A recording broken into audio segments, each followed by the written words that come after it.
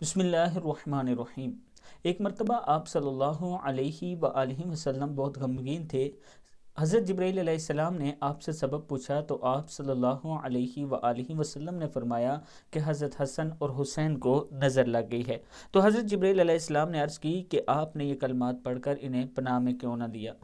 رسول اللہ صلی اللہ علیہ وآلہ وسلم نے فرمایا وہ کلمات کیا ہیں؟ حضرت جبرائیل علیہ السلام نے عرض کی یوں کہیں: اللہم ذل سلطان العظیم والمن القدیم ذل وجہ الکریم ولی الکلمات التامات ولی الدعوات المستجابات مستجابات عاف الحسن والحسین من انفس الجن واعین الانس۔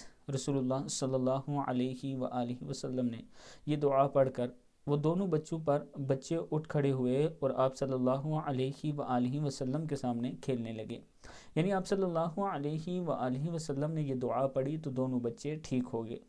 میں اپنے دوستوں سے گزارش کروں گا کہ اس ویڈیو کو آگے ضرور شیئر کریں۔ السلام علیکم ورحمۃ اللہ وبرکاتہ۔